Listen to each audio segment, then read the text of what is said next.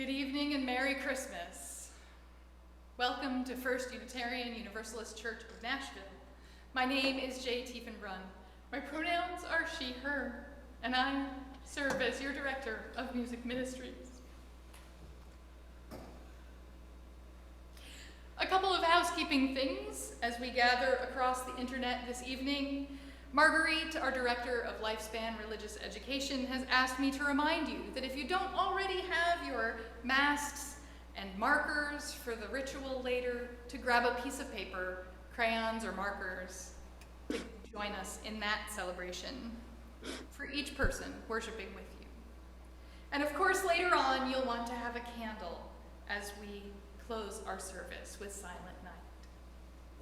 I'd like to express my gratitude to all the musicians gathered here around me, and to my colleagues who've collaborated to make worship tonight.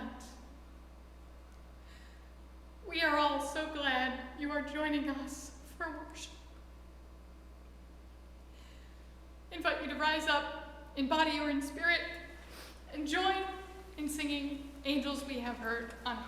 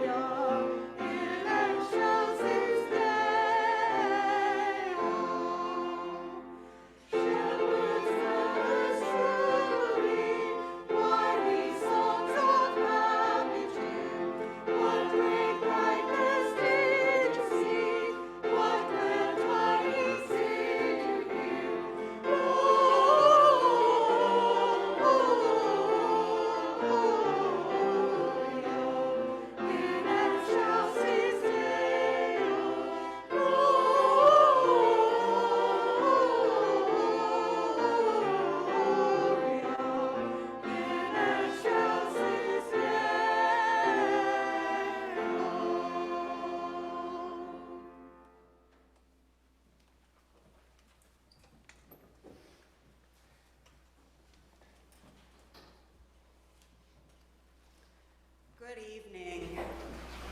I'm the Reverend Diane Dowgiert.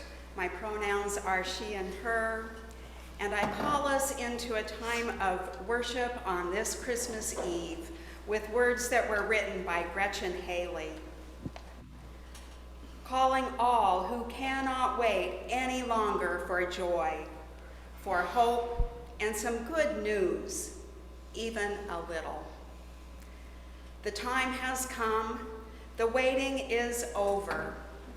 Here in this time, we have an old story to tell, one that has been shared over and over for thousands of years. But still, somehow, it remains unheard, still radical and risky. Breaking through into these days of darkness and cold, division and fear, interrupting the perpetual stories of violence and loss and the feelings of powerlessness. Into the errands and errors of our everyday, Christmas arrives not only to comfort, but to awaken, to reassure, and also to stir up as a new life, a life of peace and justice, and courageous love struggles to be born. Wondering if we will be the ones who make room in our lives and in our world for the refugee, the poor, the plain and messy sweetness of a newborn baby.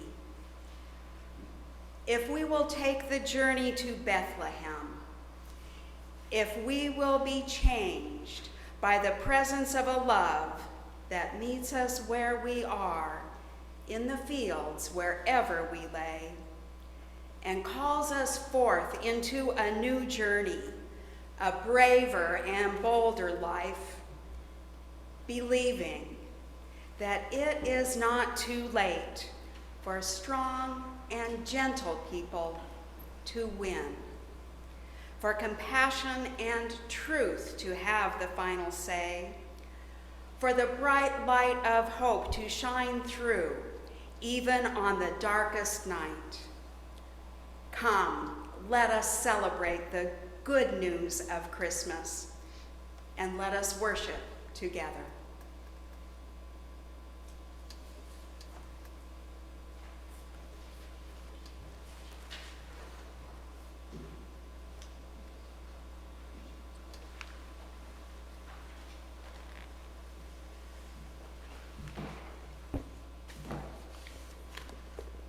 Hello, my name is Caleb Hampton. I go by he, him, and I'm your religious education administrator here at First Unitarian Universalist Nashville. Join with me together as we listen to the words for our chalice lighting. It will be Fellows Sojourners by Dan Lambert. We gather together on this Christmas Eve as fellow sojourners, looking for light, for hope, for peace, and for love. We gather as people from many backgrounds, from many faiths, many cultures, and many spiritual paths. But as we light this chalice, we gather as one body, looking to the Nativity for its message to all of humanity. Its message is that there is light, there is hope, there is peace, and there is love.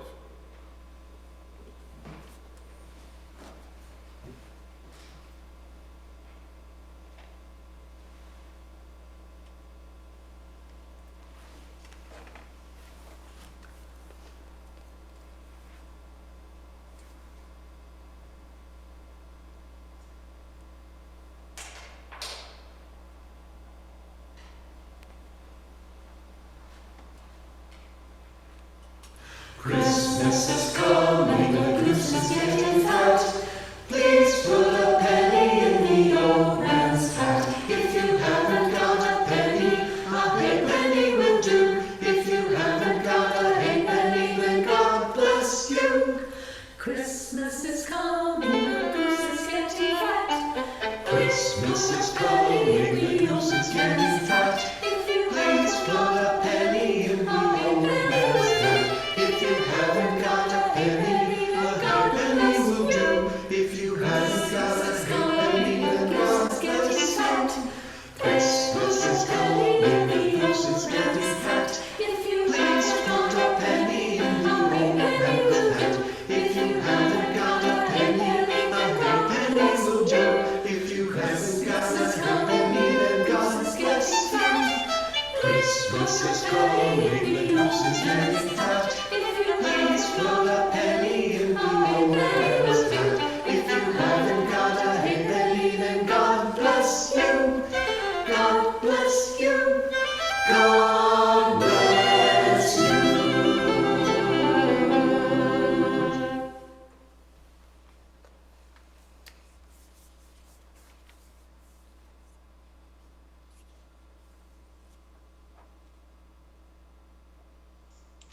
Our reading this evening is from the Gospel according to Luke.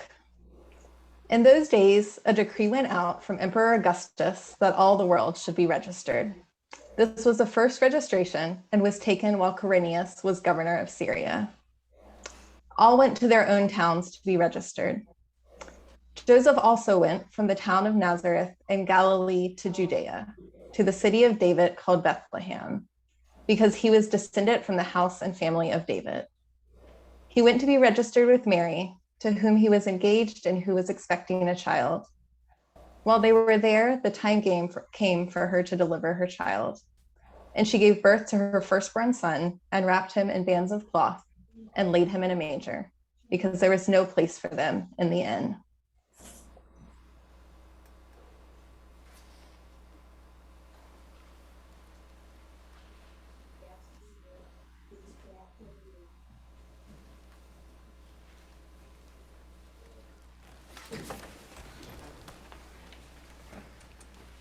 I am Marguerite Mills, your Director of Lifespan Religious Education.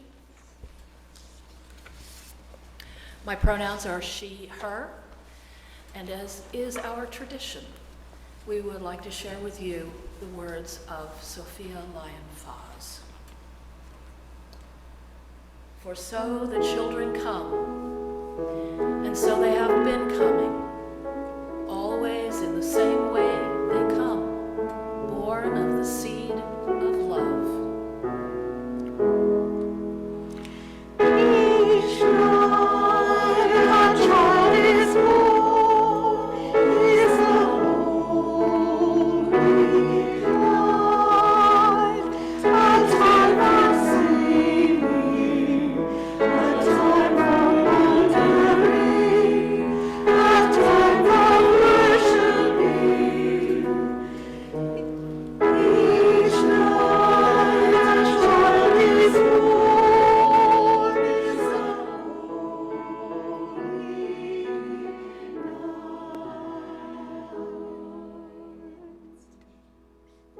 No angels herald these beginnings. No prophets predict their future course. No magi see a star to show where to find the babe that will find mankind.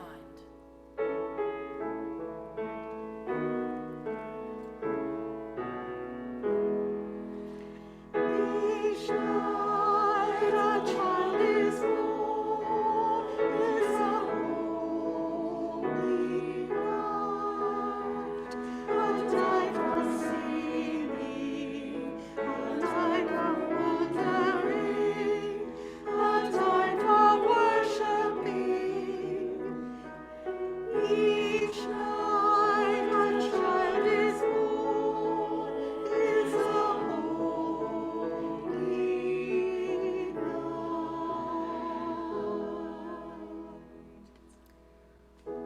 Yet each night a child is born is a holy night. Parents and guardians, sitting beside their children's cribs, feel glory in the sight of a new life beginning. They ask, where and how will this new life end? Or will it ever end?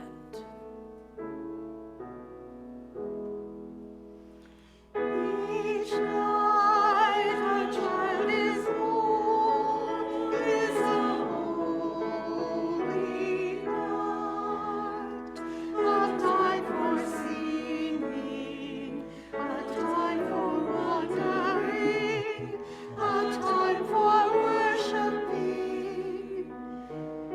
Each night a child is born, is a holy night. That's fine. Let's just. Each night a child is born is a holy night, a time for singing, a time for wondering, a time for worshiping.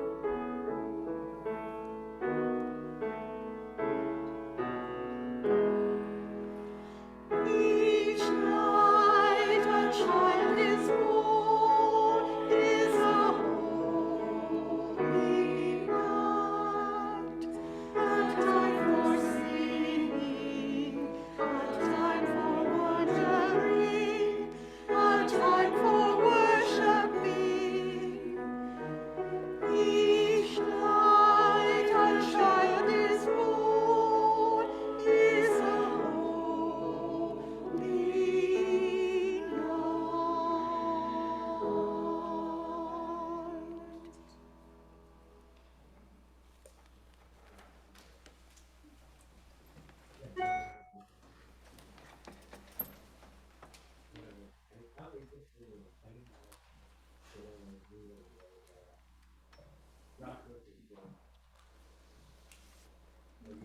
Christmas is a time for singing, for worshiping, for wondering. Christmas is also a time for giving. The season's spirit of radical hospitality calls us to open our hearts to bring comfort and joy where it is most needed.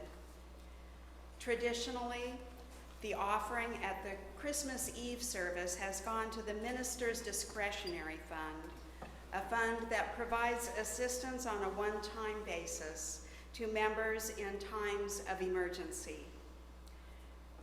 The minister's discretionary fund has more than an adequate amount in it at this time, thanks to generous donations that have been made in previous years. And know that if you are needing assistance, the discretionary fund is available for you. This year, however, we know that the needs of our neighbors here in Middle Tennessee are great. In response to the recent disastrous floods and tornadoes, this evening's offering will go to the Community Foundation of Middle Tennessee's Emergency Response Fund. Grants from the fund are made to nonprofits providing services both immediate and long-term, helping victims of the affected areas address their ongoing needs. As always, you can make a donation online through the church website, or if you would prefer and would like to mail a check to the church, please write Christmas Eve offering on your memo line. When we join our gifts together, we can do so much more good than any one of us can do alone. Generously given and gratefully received, the offering is a blessing to all.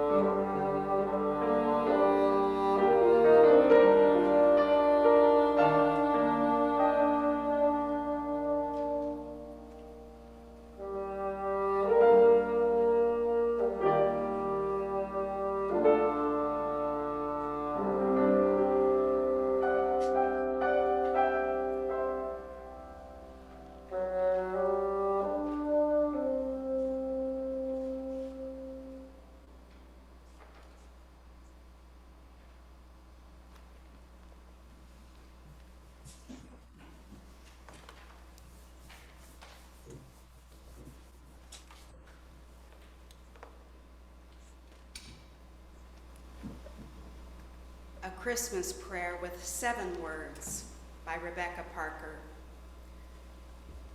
We remember the Magi, observers of stars, evidence-based seekers who found their way to kneel before a baby.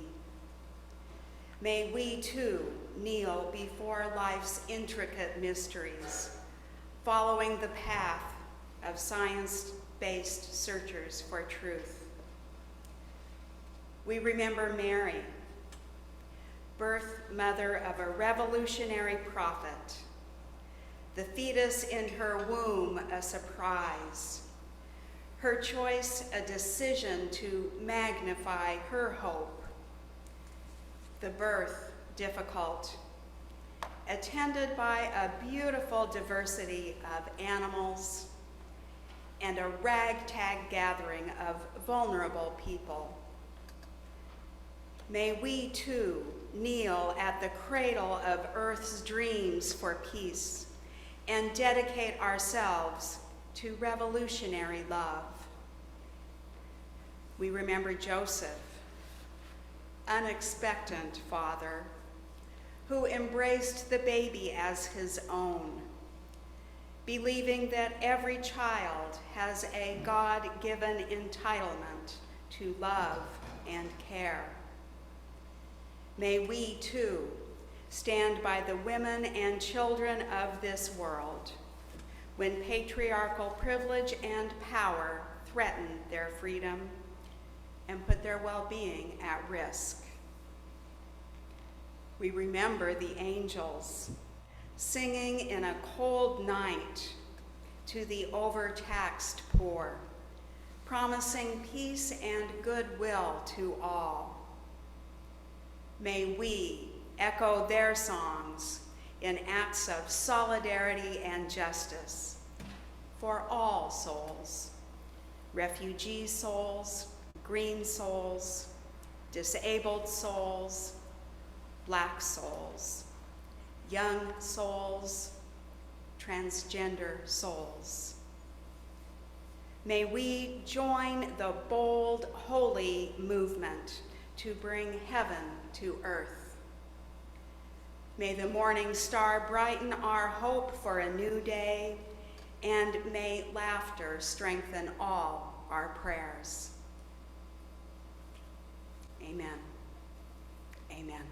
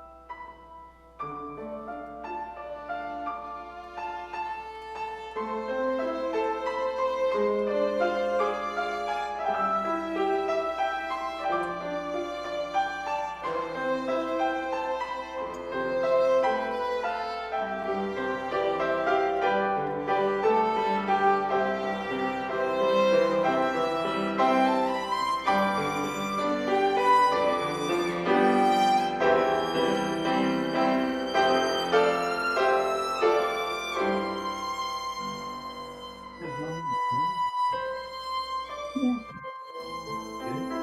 Yeah, it's Jaden. I think it's Jaden. Jane? Jaden. Oh, Jane. Okay, he's a little thicker than any other name. But I remember like an incredible violinist. And it was very wonderful. Yeah, he was pretty.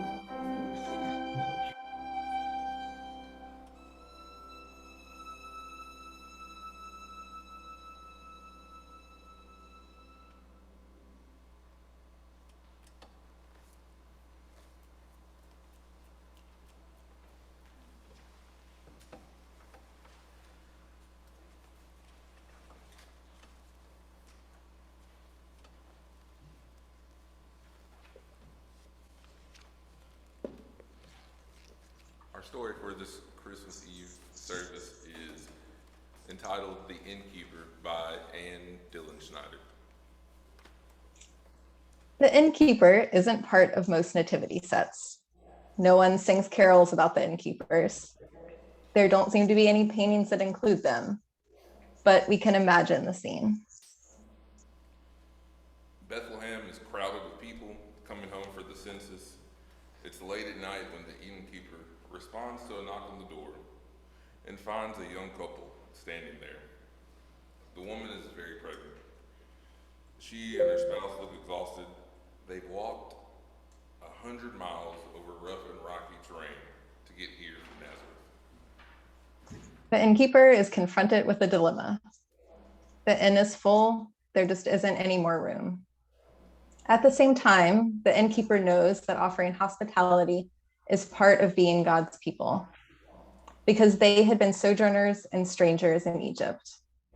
That's why the innkeeper has always made sure there's an empty chair for an unexpected guest at the annual Seder meal celebrating Passover. What to do?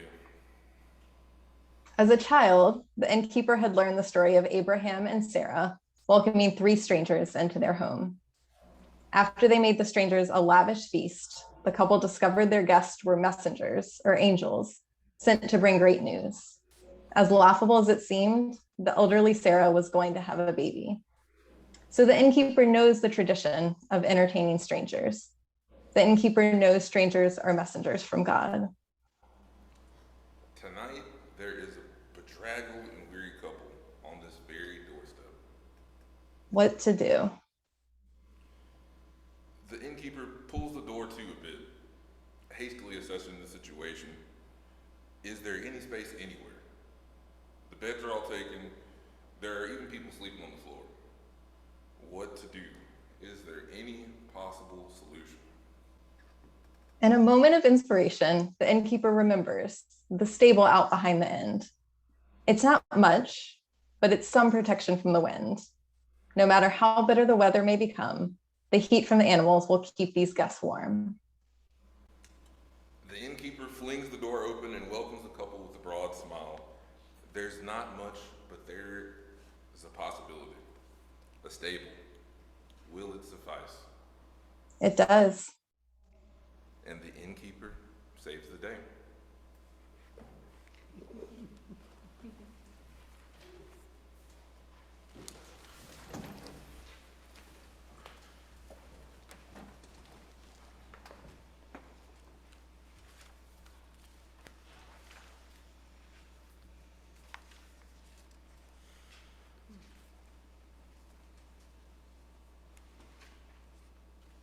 No room in the inn. No room for anyone in Bethlehem. No room to stay with a manger bed. No room. But there was plenty of room when the shepherds came. Yes, plenty of room when the heavens rang with glory to God in the highest, and on earth goodwill to man. No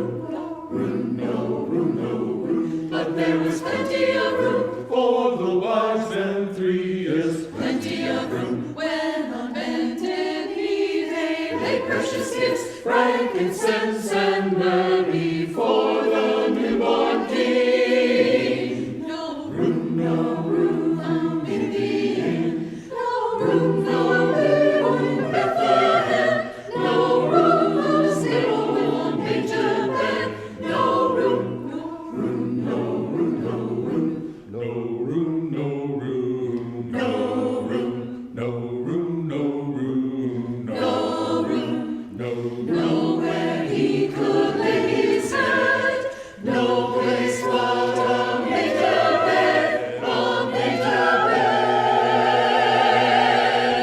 No room in the inn, no room in Bethlehem, no room on a little manger bed, no room, no room, no room, no room, no room, no room, no room, no room, no room,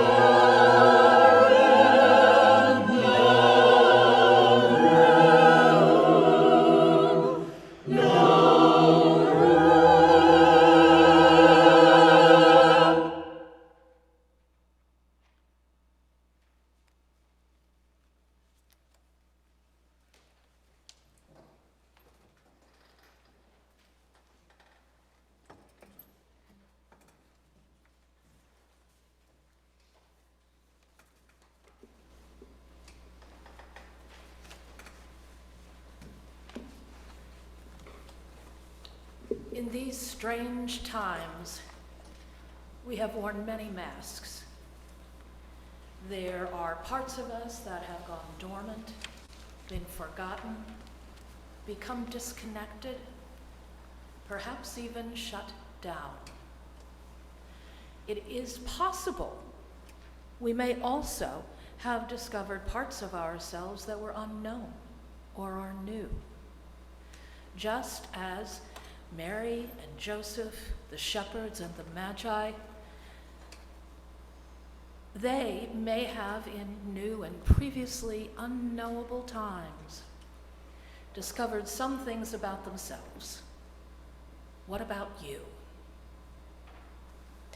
Take a few moments to think about that and draw or write something about it on your mask or paper.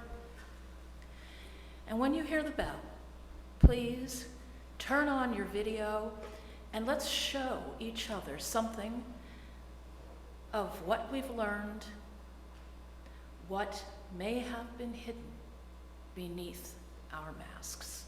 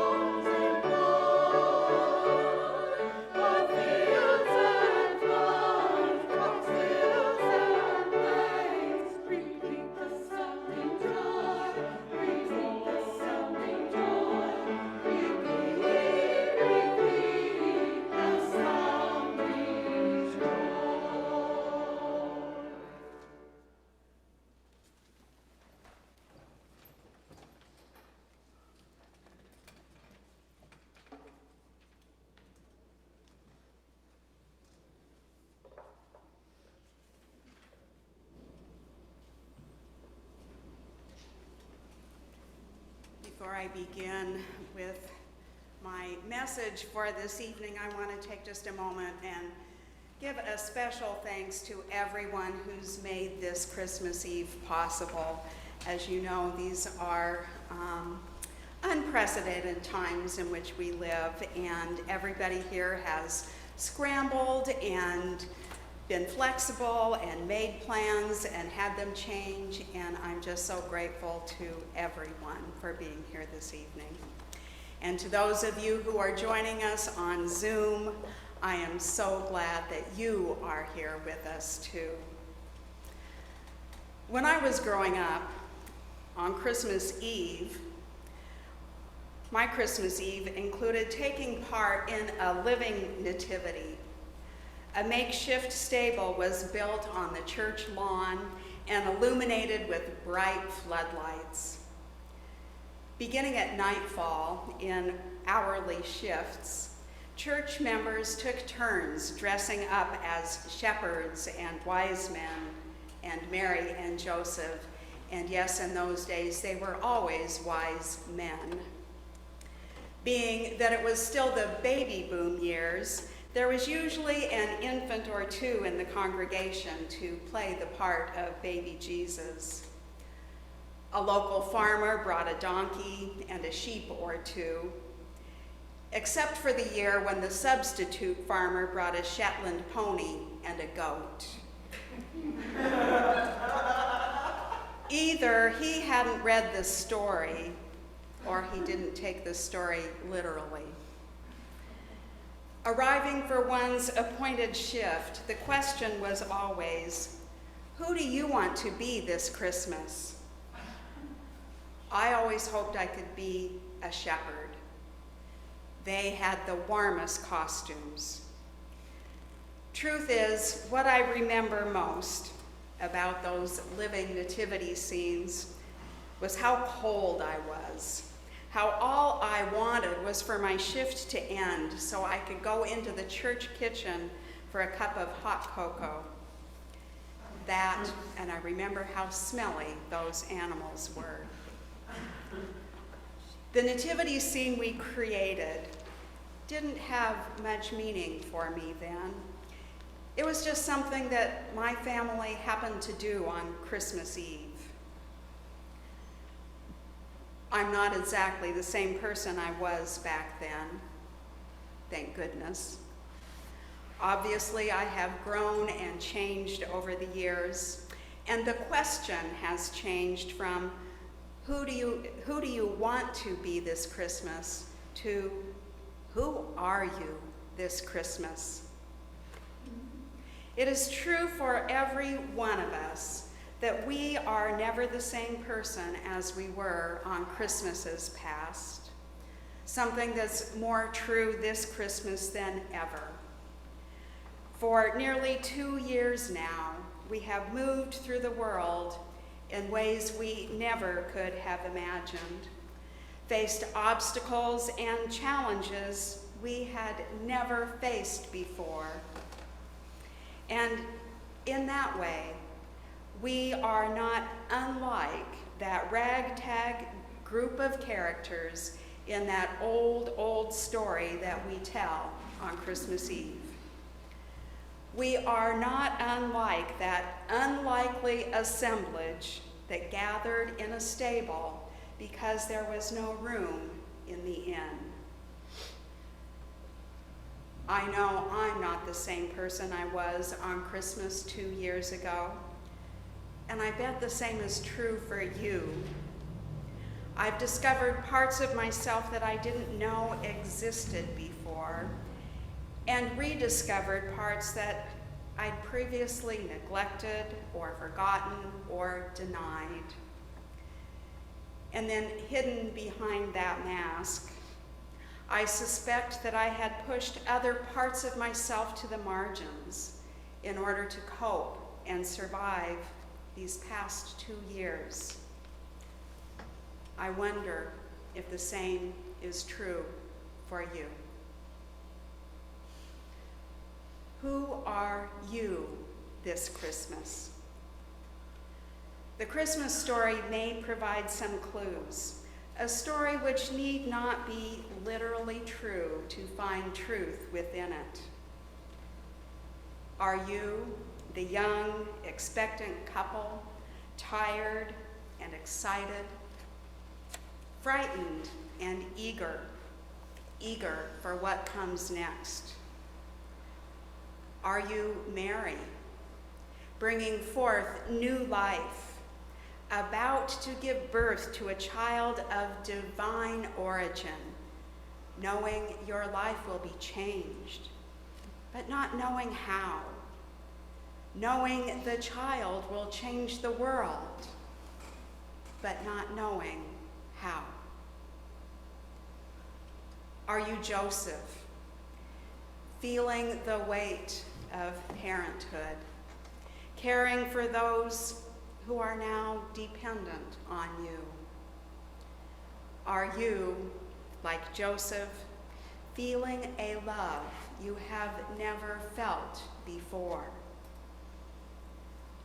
Are you the angel, the messenger sent with a brave and bold message, one of peace on earth and goodwill to all?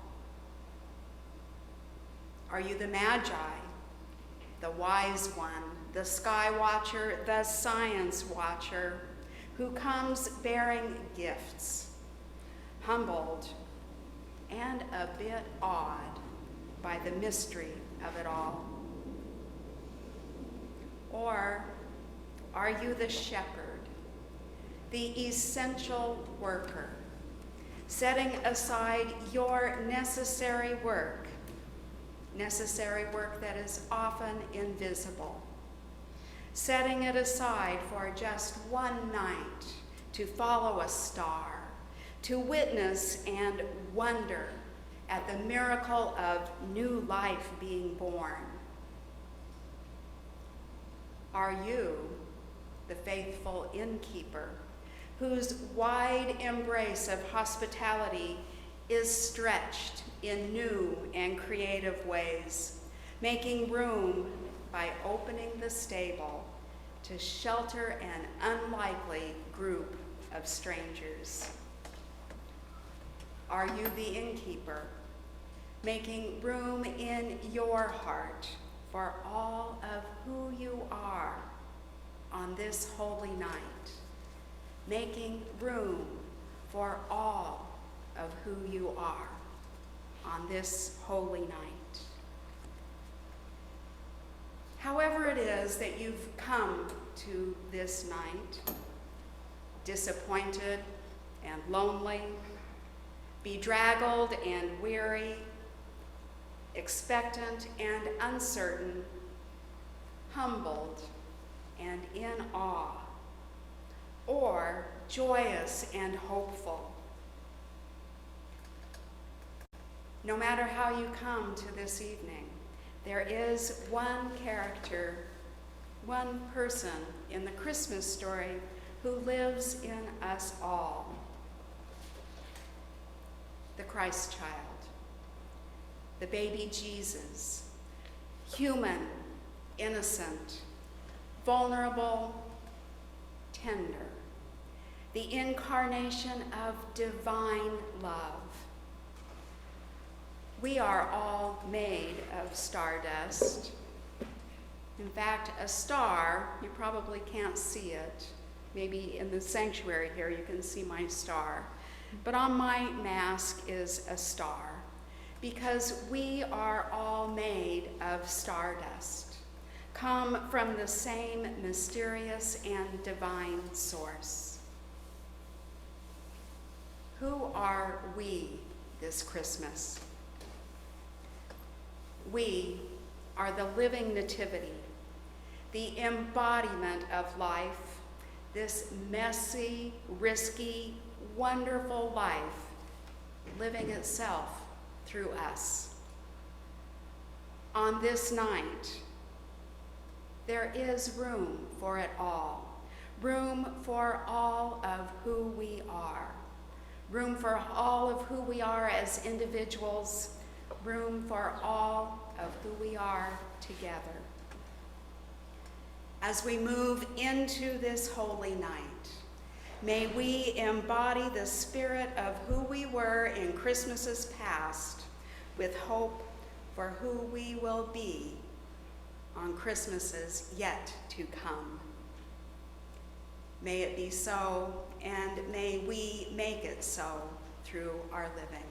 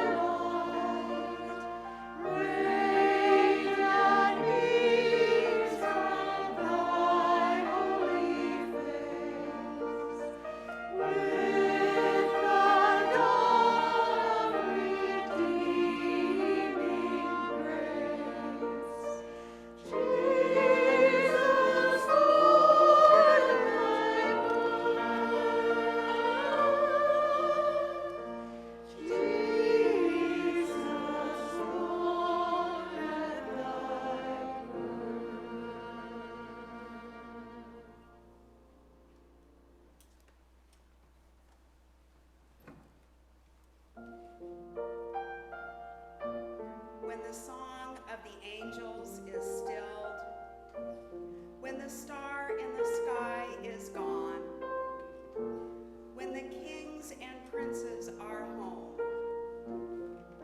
when the shepherds are back with their flock, the work of Christmas begins to find the lost,